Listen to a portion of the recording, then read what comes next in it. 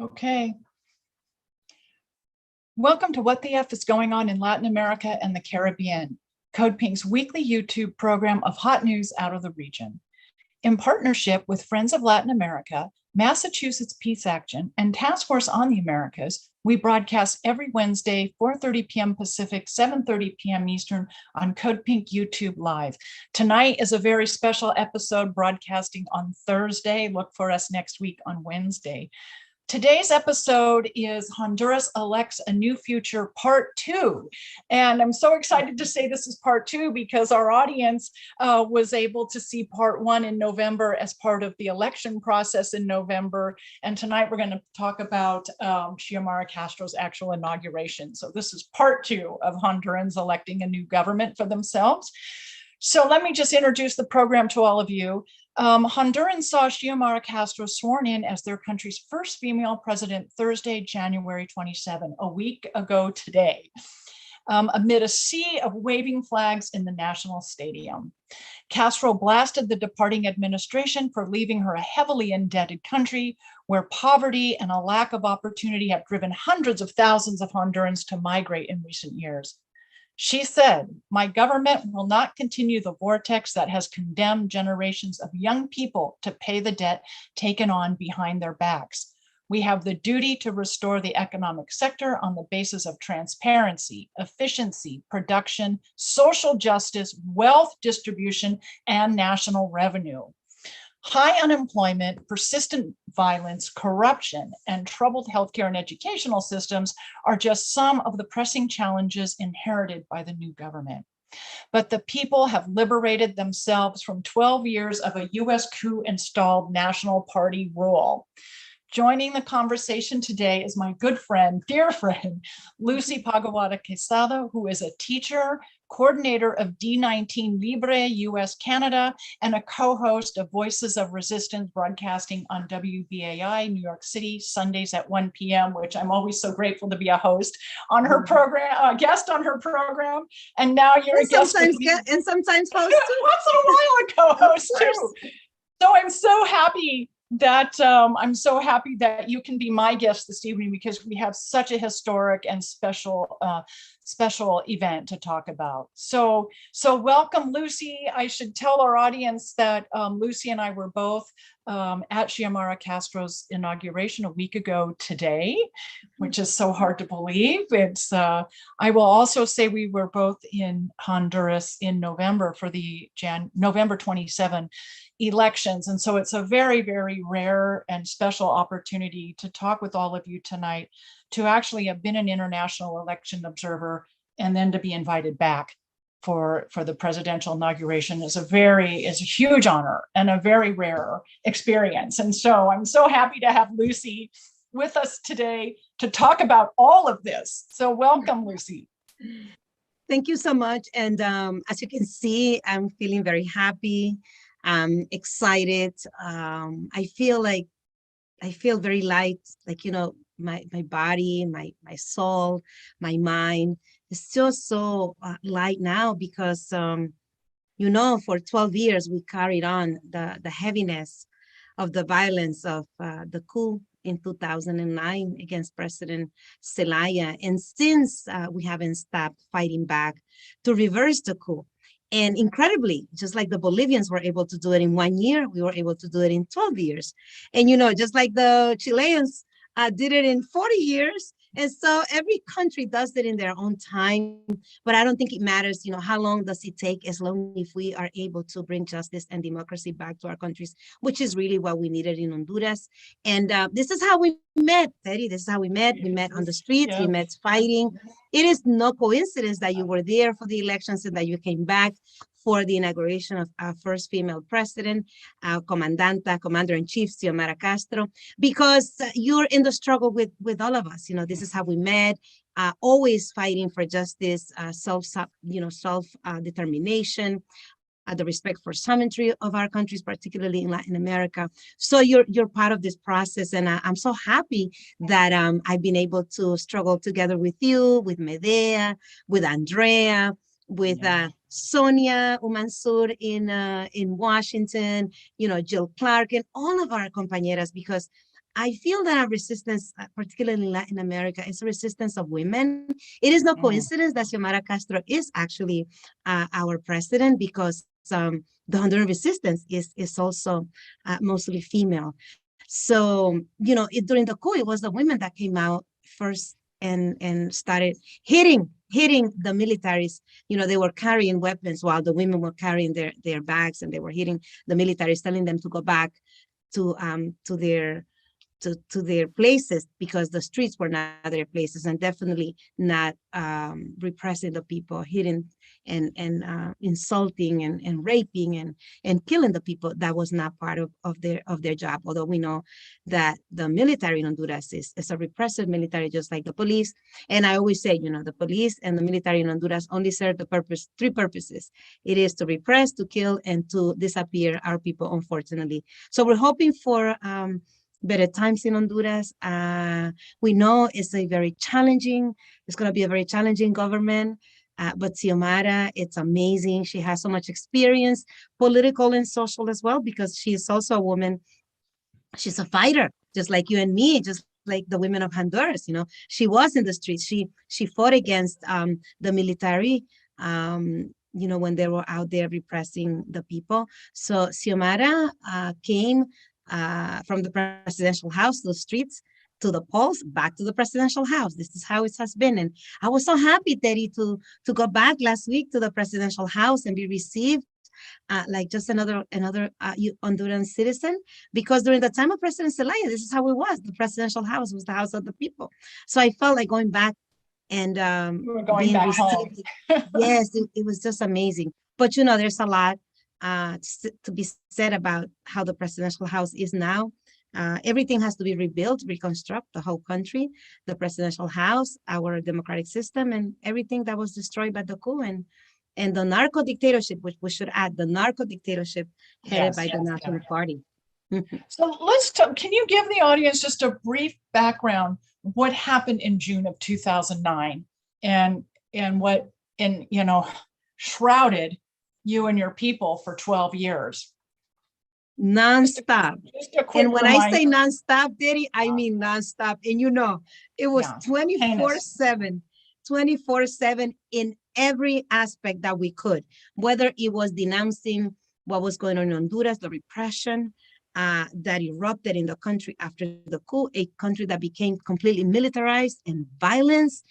There was a time of 2012 after the coup that the New York Times declared Honduras the most violent country in the world, and San Pedro Sula being the most violent city.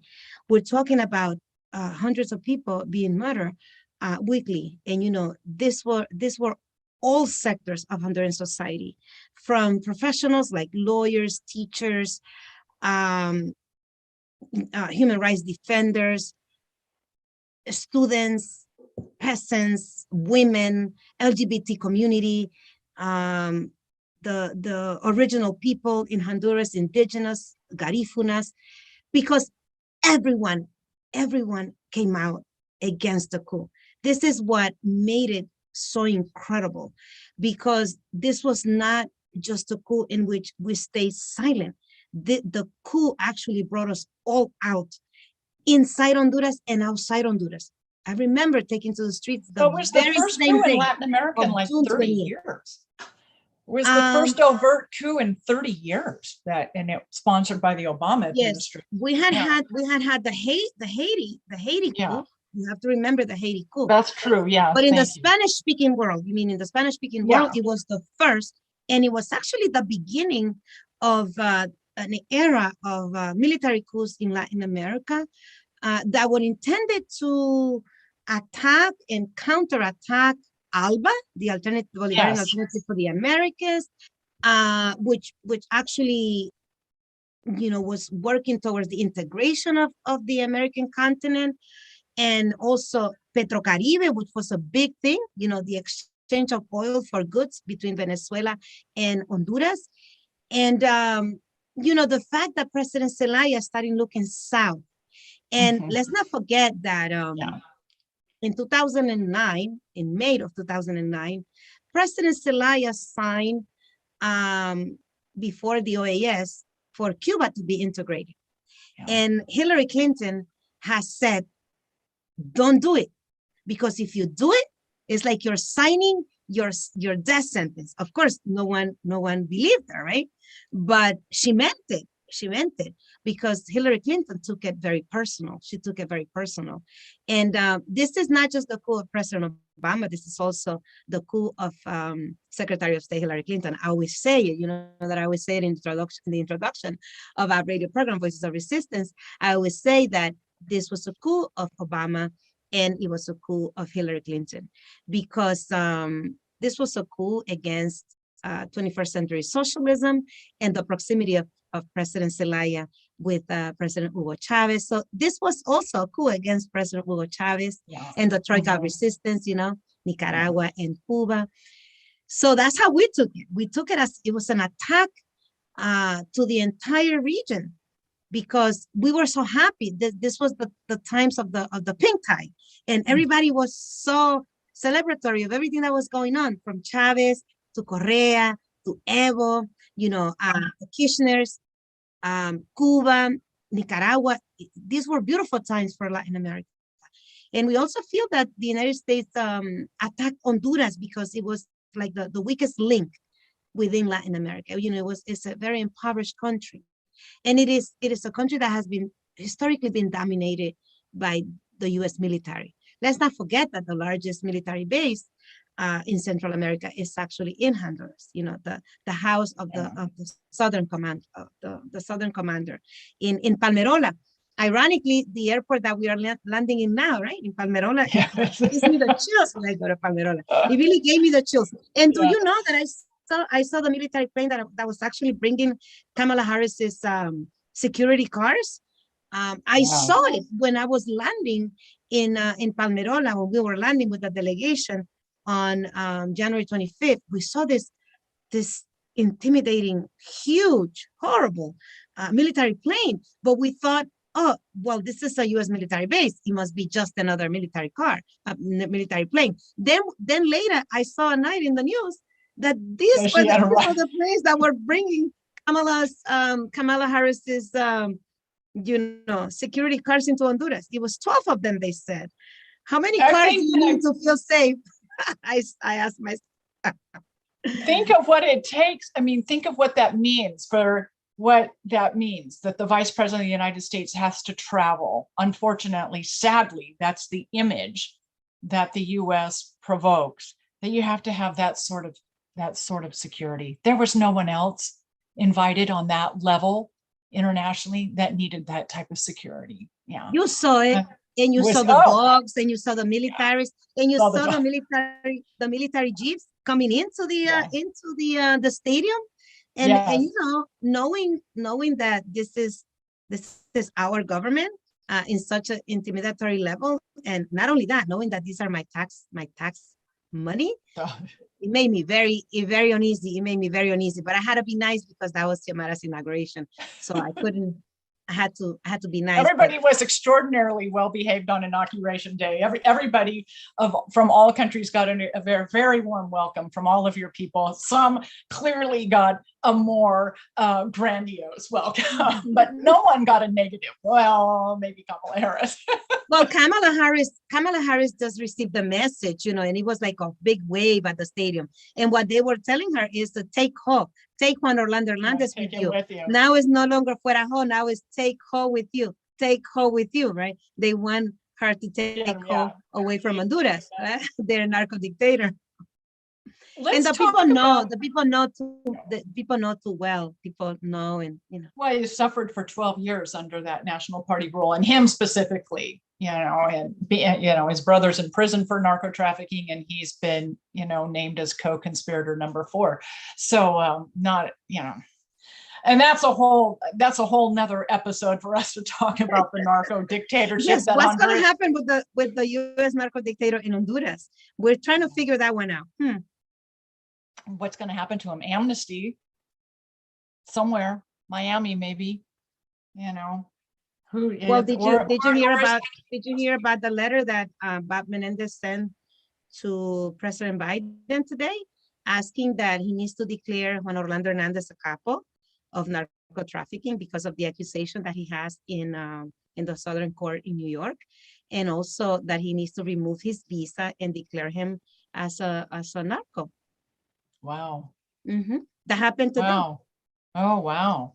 Well, Mhm. that's news. I hadn't seen that. Wow. Mhm. Well, it's accurate. It's It accurate. is. It And is. I can't And even imagine how. we hope they mean it, because we're tired of like, people asking, congressmen and women and senators asking the executive to do something, and they never do anything about their thugs in Latin America. So we hope they mean it. Well, so what you did was you got rid of him, and the Honduran people got rid of him on your own, and you did it in peaceful means, and you did it via constitutional means, which is a huge story in and of itself. And the years of organizing that it took to make that happen. And you tried before, and the elections were manipulated by the U.S., by the OAS, by all sorts of The U.S. Embassy.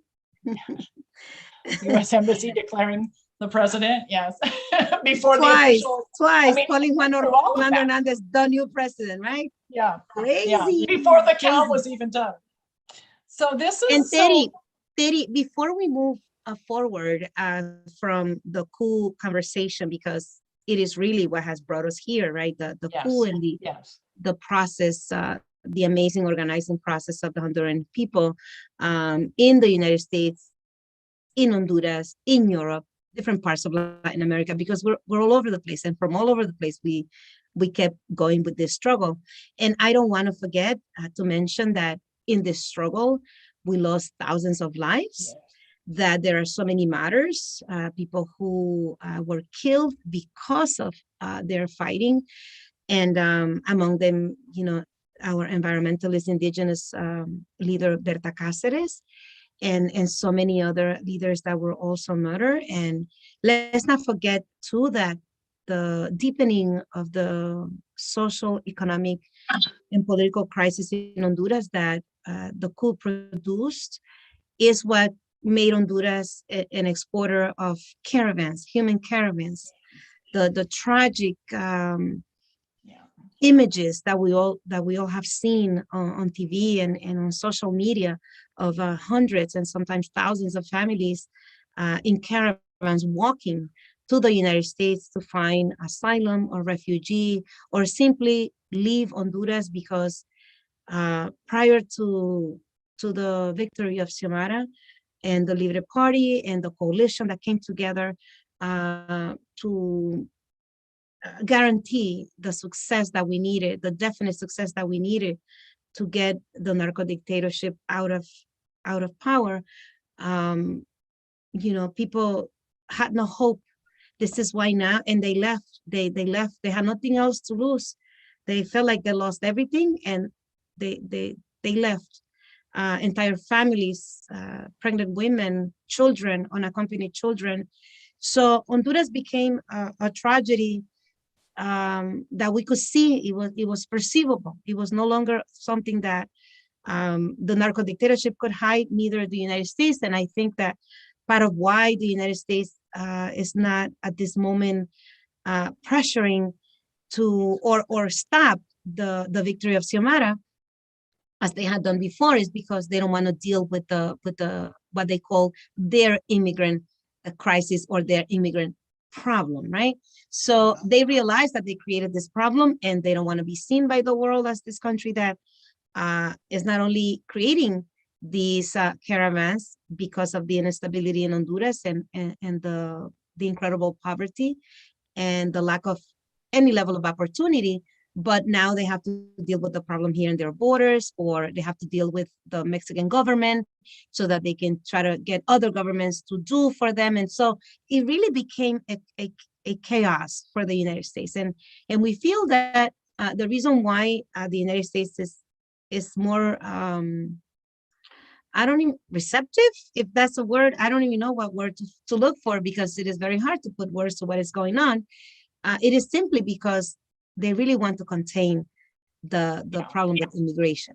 So I wanted to put that out there because we have had direct consequences to the impact that the coup had, and we're trying to rebuild our country now. This is why we called the Xiomara government the government of hope and rebuilding. Esperanza. Mhm. It really, I mean, it really, it's going to be, as you mentioned earlier, it's not an easy road ahead. There's so much damage that's been done to the country and to the people, to the environment, to the economy, to the public institutions. It's all just been destroyed by a US-backed government that was really looking to open up natural resources to transnational corporations and human resources as well. The labor and the water and the hydroelectric dams, all of it is just a really a terrible story of US imposed neoliberalism. Just a really, and militarism, or neoliberalism via militarism. And it's just so, I will share with you, I'm so sorry that we didn't see each other in Tegucigalpa, but I just want to reach out and hug you now. Thank you so much. Yeah. Me too, because when you were so busy, I was so busy. You know, I took a delegation of 27 members of wow. Libre militancy, as well as leaders of the social movements here in the United States, people that have accompanied us throughout these years. And not everybody, but some people, you know, that were able to come and had the time and the resources to come to Honduras in this very special moment, in the little time that we had to prepare, because it was not that much time. We had like a month to prepare for a delegation, and that was a lot of work, but it was beautiful. And we're gonna give some reports back, so be on the watch out for the report back of our delegation, because we had a great time. It was amazing. Some people had been in Honduras before throughout the process. Some people had been, you know, during the coup, and they were going back in victory. So some people had never been to Honduras, so the delegation was mixed. It had different kinds of people. Which is good. Yeah, you'll have some really good reporting to share with the U.S. audience. It's very. I will say I was in Nicaragua early January, for Daniel Ortega's inauguration, which was a true honor as well, having been to the Nicaraguan presidential elections in November and then on to Honduras. And I arrived Tegucigalpa Saturday, what was that, the 22nd, the 23rd, when Xiomara had called for a vigil at the Congreso Nacional because of this rift that happened Thursday night, Yes. so that would have been what, the 20th, Thursday the 20th, so a week before the inauguration, and everyone was really sitting on pins and needles since November 27th, the election day, as to what was going to happen, if anything, to impede her presidency. And so we saw, why don't you share with the audience some of what we saw unfold within the Congress right before the inauguration?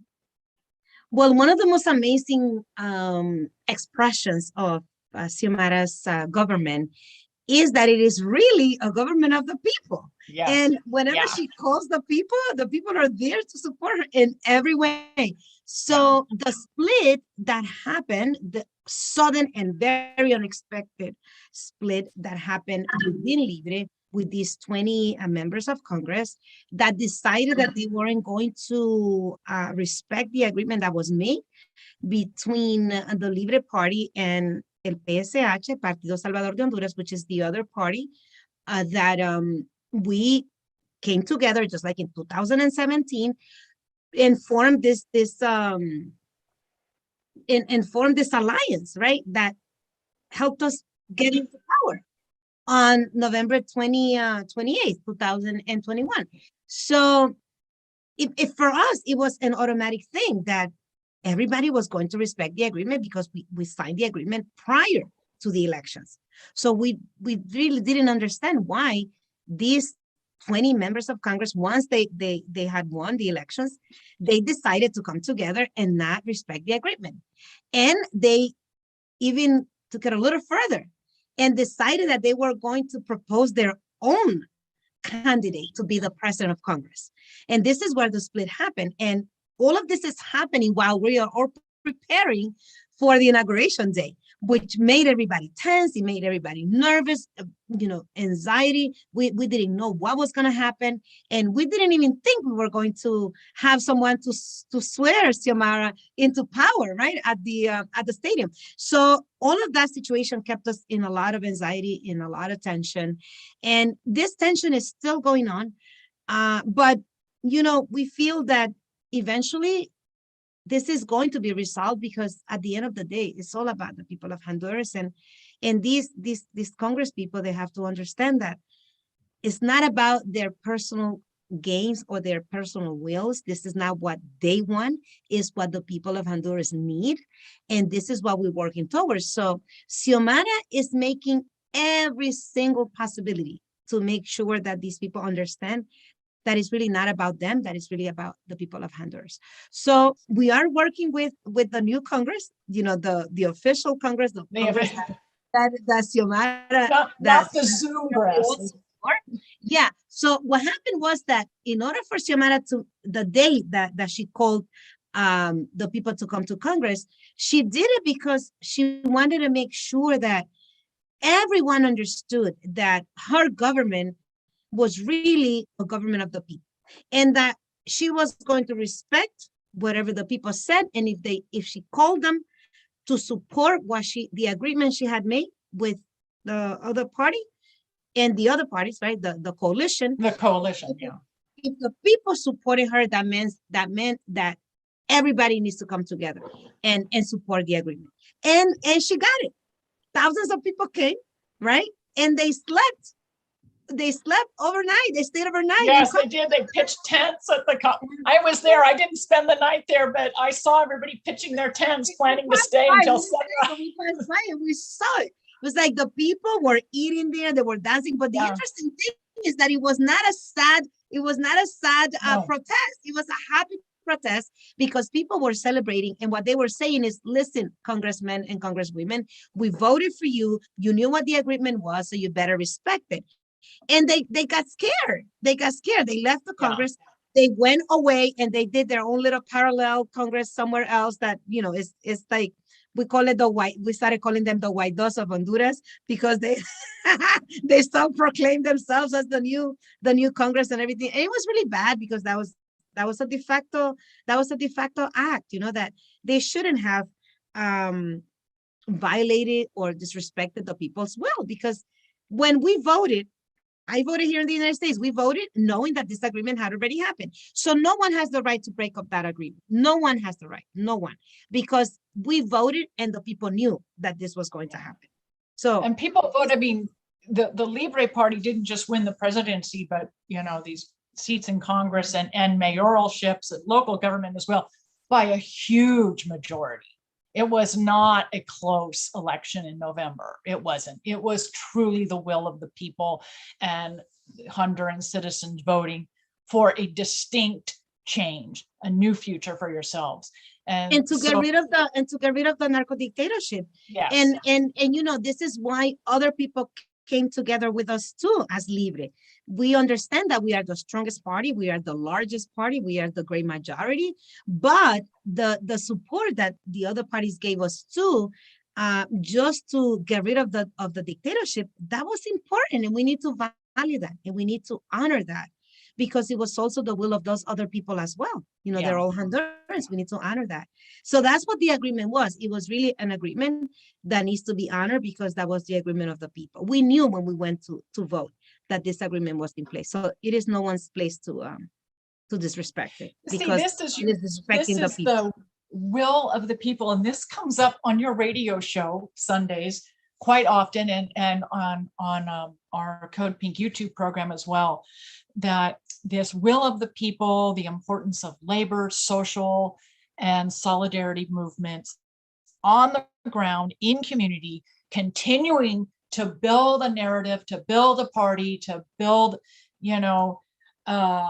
national sovereignty and all those things on the ground in community. And this is why it's so necessary, because on Saturday, the 22nd, when Xiomara called for that vigil at the National Congress, there were thousands of people that mobilized, so quickly. And it was, as you said, it was very peaceful. And it was people saying, this is how we voted. This is what we want. And we're not going home. We're pitching our tents. We're spending the night. We are not ceding any ground to anyone questioning this huge historical win, not just at the presidential level, but at the congressional level as well.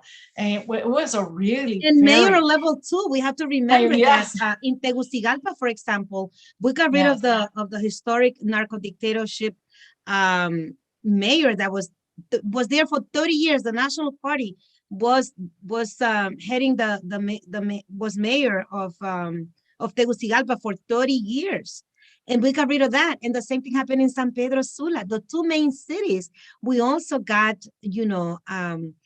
our coalition won both in Tegucigalpa and in San Pedro, the mayor office. So that's important too. We made incredible gains in this process that it needs to be respected. The people knew very well what they were doing. They knew exactly who they were voting for. And this is why we defend our vote, because we knew this was a very conscious decision that the people of Honduras made to decide who was going to be their president, to decide who was going to be their mayors, how we were going to get rid of these, old National Party corrupt mayors, both in San Pedro Sula and in Tegucigalpa. So it is a lot that is at stake. And this is why, if we don't respect the agreement, then we're going to start respecting the process, and we cannot afford that. We just can't. Yeah. Well, there goes any sort of constitutional government. Yeah. So you and I were at the inauguration a week ago today. I will just say, for me, on a very personal level, I was just in tears walking in there and seeing that sea of red and the seating around the circumference of the stadium. It literally was a sea of red, of Libre Party flags. It was very, very, very, very powerful, very emotional, and also so wonderful. And I will just share this with you as my friends. So wonderful to be in Honduras and see people happy. That alegría that was in the air. I will tell you, I have never been in Honduras with that feeling that is so Latin, that is so unique to Mesoamerica and the Caribbean, and that part of the hemisphere, especially that to just feel that in Honduras, with that feeling that's been absent for so very, very long. It was really very powerful, very moving, and you just so happy for all of you. Same, it is the same feeling, because we had a surreal experience. As soon as we walked into Palmerola, we came out of the airport. We were received by a special commission of our president, Xiomara Castro. They were there waiting for us. And as soon as we walked out, they were like, "Oh, are you part of a delegation?" We're like, "We're the D19 delegation." And they just celebrated us getting there. And I started crying. Everybody started crying of happiness, because in the past, throughout all these 12 years of militarization of the country, when you walked into the airport, all you saw were these little soldiers with those huge guns, and you knew you were walking almost into a war zone. And every time you felt intimidated, because there were military police, and there was the military everywhere. The country was completely militarized. So you always felt afraid, and you always felt threatened, and you always felt nervous.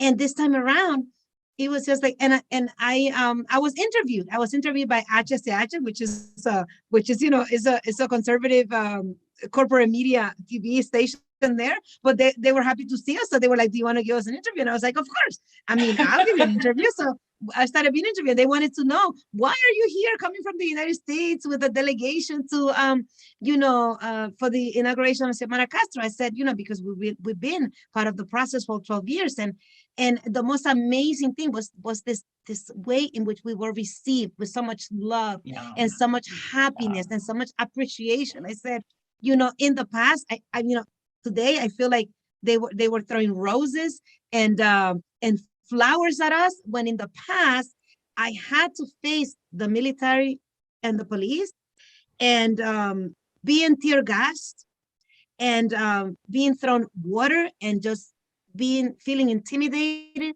by the police and the military is such a scary thing, that I felt that this was never going to end in Honduras. Like this was like I had to get used to that every time I went. And going back and feeling the complete opposite of that, it was just, I still have to get used to it because we have internalized the violence in our country, and we have to be like, every time it's almost like you need to get used to this new reality. But it is so beautiful that it's so easy to get used to it. So we went to a restaurant and all of a sudden it was just so amazing that there was no military, there was no police, and we all just started dancing. Like everybody started dancing, singing, and we were just celebrating. We had a day with family because we didn't have a lot of time, but it was just unbelievable. And this is the new Honduras, This is the Honduras of hope. This is the Honduras that we have recuperated. And you should also remember at the stadium, the signs that said Volvimos, we are back, which meant that this is what we had prior to 2009 during the administration of President Zelaya. Honduras was a beautiful place. It was a country that was growing economically. People were doing well in Honduras. We were very happy. That was a happy country. And then all of a sudden, the coup took away our happiness. It took away many of our friends. It took away family. It separated our families because the political scenario that actually erupted from the coup also separated us. It separated us between the ones that supported the coup and the ones that didn't support the coup. I have family that up until today, they're still not talking to me. Now they're beginning to call me because they realize that things are getting better there. But it took a lot of years for us as families to go back together because this is what coups do. This is what that violence does. It separates the family, and it separated the Honduran family, and we are going back to that, and it is really a beautiful thing. We did it. Lo hicimos. Okay, we did it. Yeah. You've used recuperation and going back to returning to.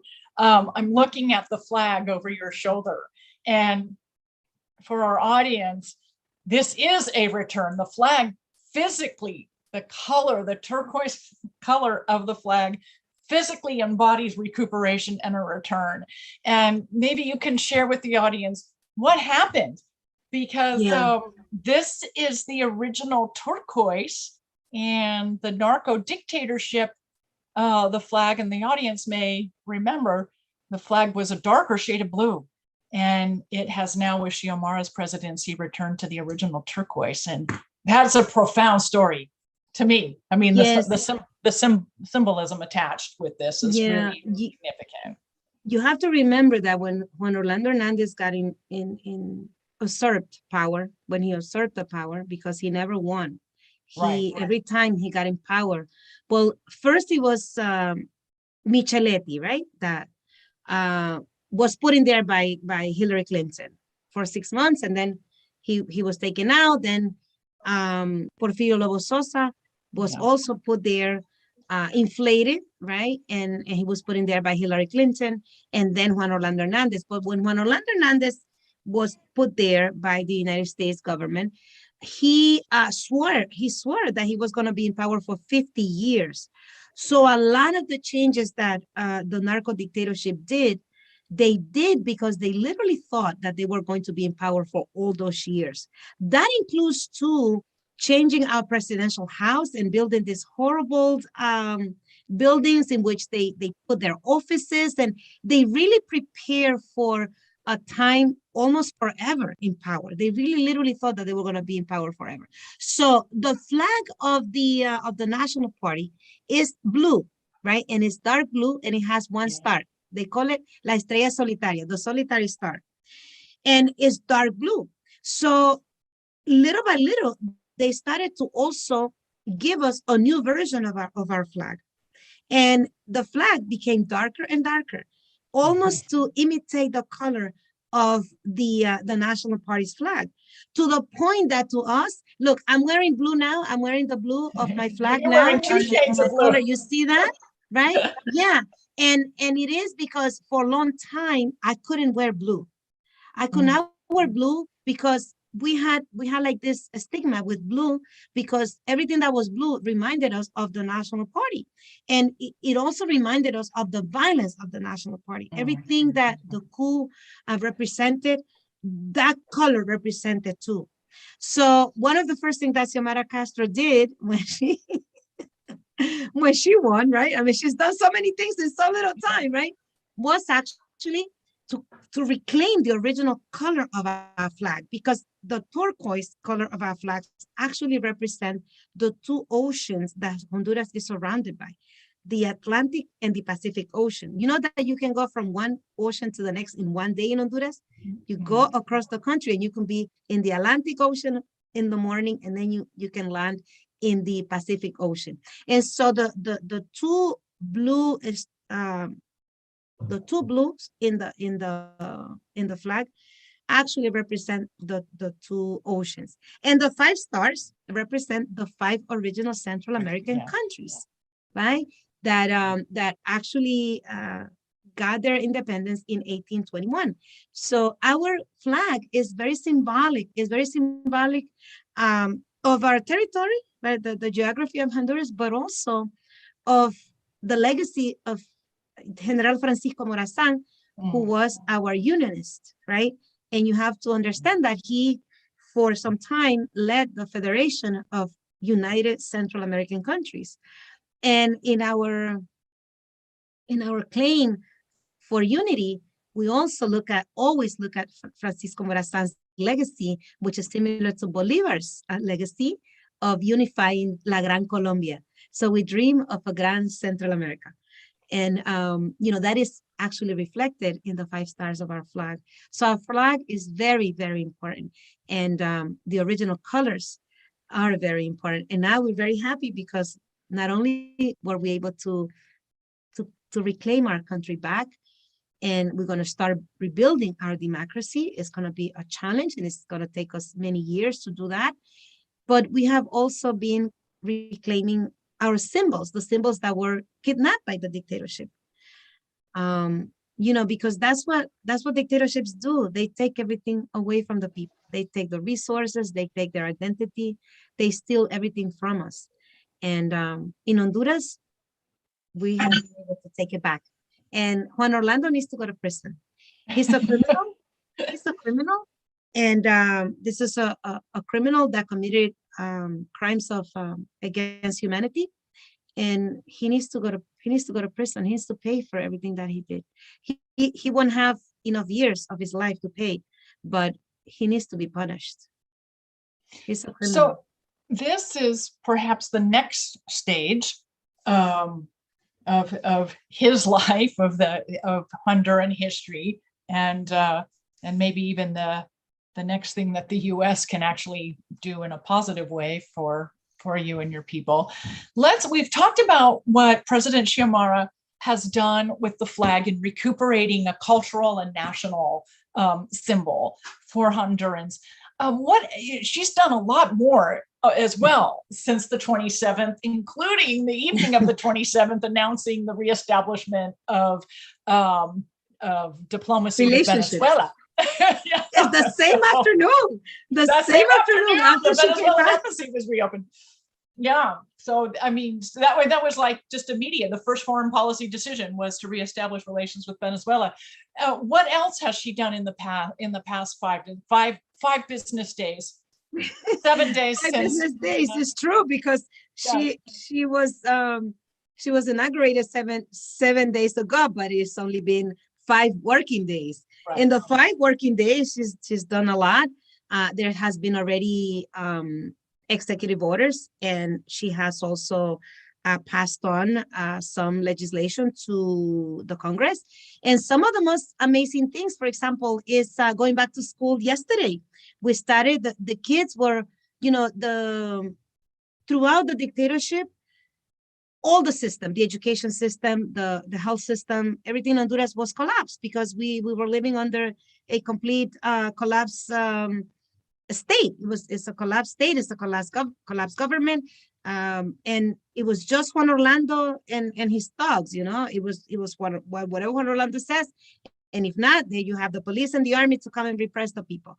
So the children really haven't been in school. And of course, we know there's a lot of rebuilding of the schools that need to be done, and there is no money to do that. But the people of Honduras, they're willing to help. And you know that we're hardworking people. So Xiomara said, the children need to go back to school, and the children came back to school yesterday. And not only that, but inscription in Honduras for the children hasn't been free. And now school inscription is for free. So that's beautiful. Everybody's happy to go back to school because nobody has to pay to go to school now. So that's amazing, right? That's amazing, because we know that the sole development of a society lies in its education. So Xiomara values education so much. And the other thing, but you have to remember that these programs were established during the government of President Zelaya.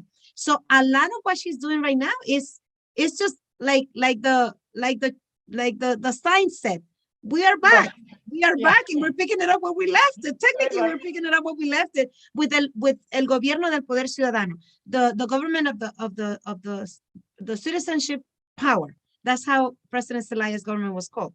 So the other thing that she reestablished this week was that, practically free electricity for the poor, the people that cannot afford to pay electricity. In Honduras, during President Zelaya's administration, not only the poor didn't pay, but they will sometimes get some money back if for whatever reason they paid energy that they didn't have to pay. They will get their money back. Many people remember, even if they were not part of President Zelaya's party, the Liberal Party at the time, but they remember that.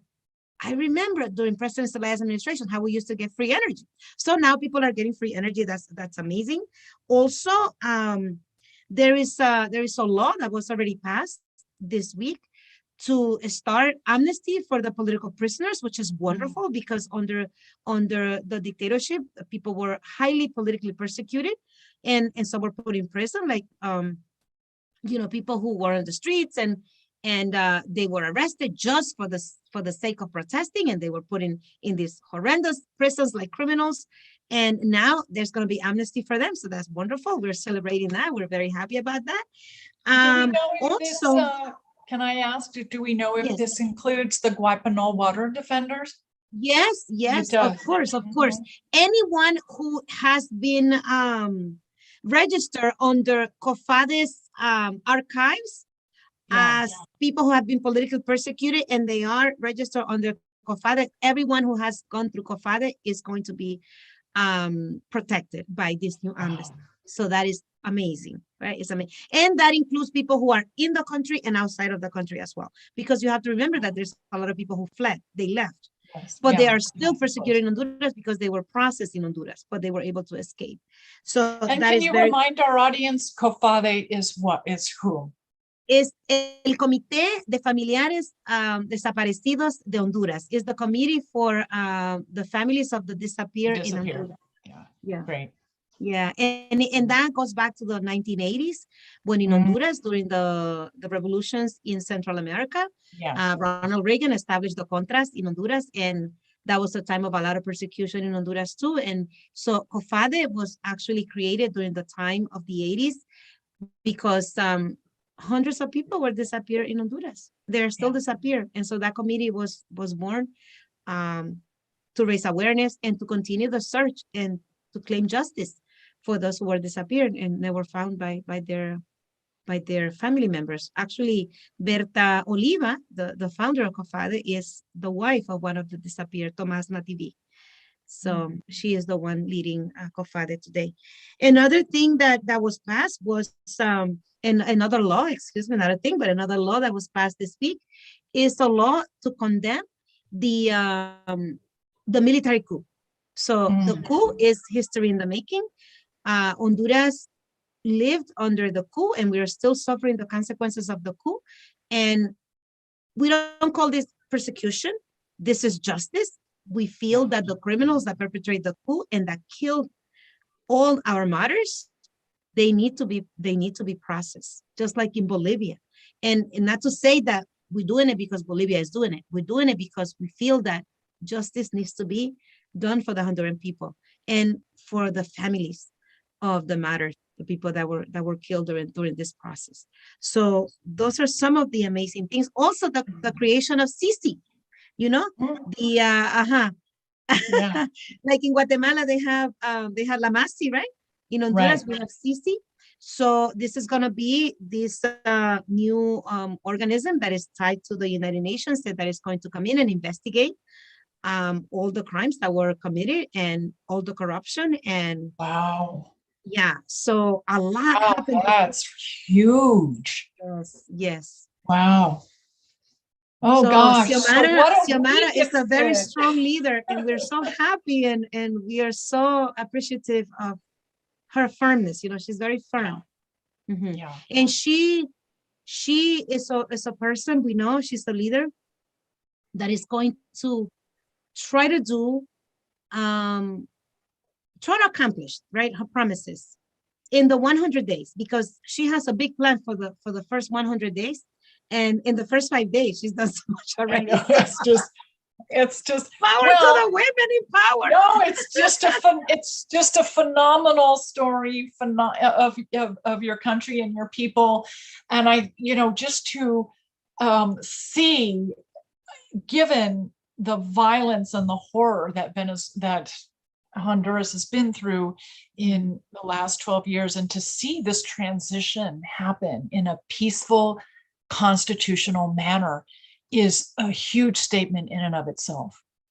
And so beautiful, and it will be so important going forward that is how the transition happened, by peaceful constitutional means, and to have the people under her and her government, under her, with her, beside her. I mean, that is going to be a very, very difficult thing to contest, as we saw, you know, the parallel Congress go up against and fail. So, well, actually, this is why we didn't make such a big deal about the split in the Congress issue, because we knew that if worse comes to worse, you know, we're there, and if we need to call the people and do direct vote and plebiscite for what Xiomara needs to get done, the people are ready. This is like direct democracy. That we have direct, we could have direct democracy in Honduras, and that's direct participation.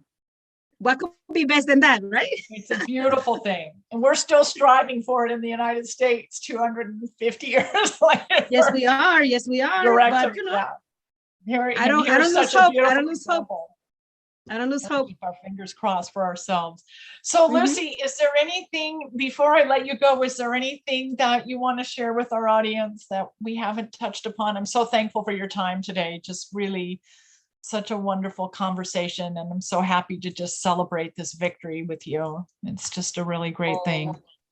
Thank you so much, and thanks to Medea, compañera Medea, for her permanent solidarity, and you being always there with us in the program Voices of Resistance. So I want to invite your audience too to tune in to our program on Sundays.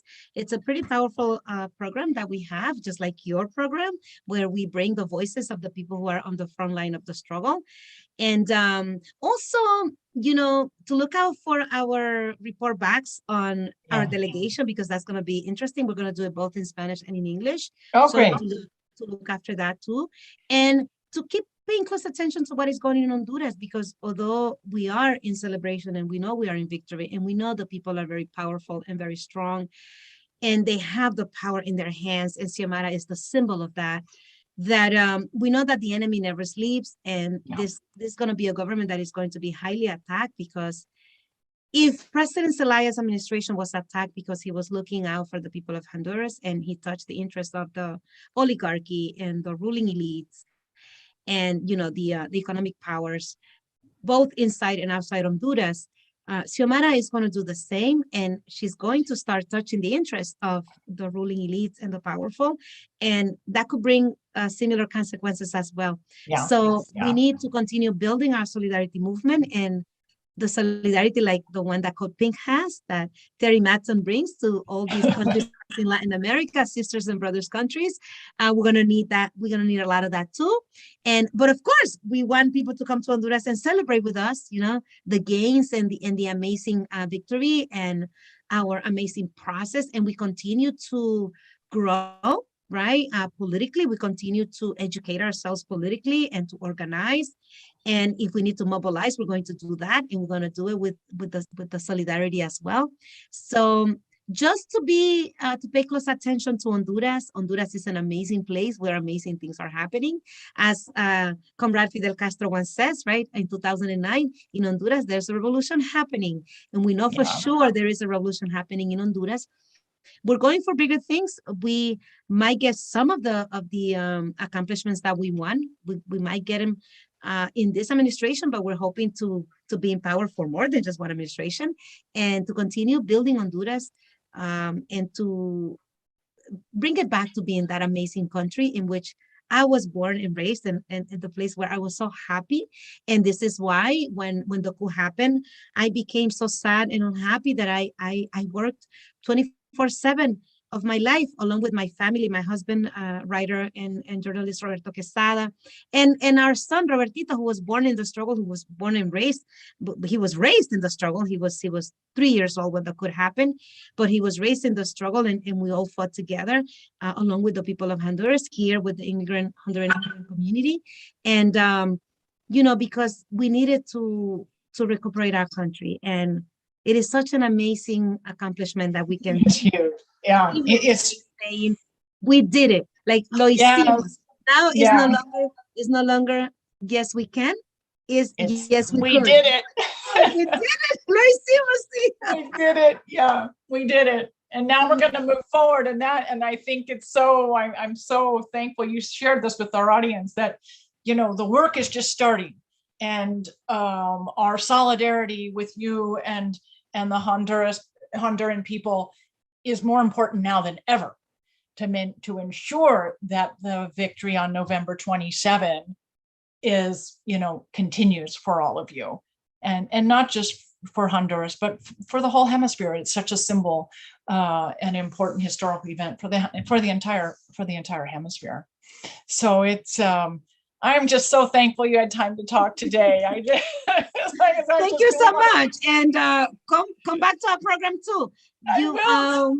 Yes, please, because you're an amazing analyst, and we always, we appreciate your analysis so much. And I love your program. I love being on the air with all of you. So let me just remind the audience that Lucy's program is Voices of Resistance, and it airs on WBAI out of New York City every Sunday at 1 p.m. Eastern, and it's now a 2-hour program, correct? Yes, yeah. It's starting this year. Yes. Yeah, it's really great. All of you will really enjoy the conversation and the guests that she has on, and every once in a while I'm lucky enough to be a guest, and on rare occasion a co-host. So yes, taught me everything I know about doing this program. So you're amazing too. Thank you. So be sure to catch What the F is going on in Latin America and the Caribbean, Code Pink's weekly YouTube program, typically broadcasting on Wednesday evening, 7:30 p.m. Eastern. And also be sure to catch Code Pink Radio, which broadcasts on WBAI as well, out of New York City, WPFW out of Washington, D.C., Thursday mornings, 11 a.m. Eastern. So, and both programs can be found on Apple Podcast and wherever you find your podcasts. So thank you, Lucy. We'll talk again, because we want to keep in touch with what's going on in Honduras and stand with all of you as you create, a new future for yourselves. It's just such a beautiful story. I'm so happy for all of you.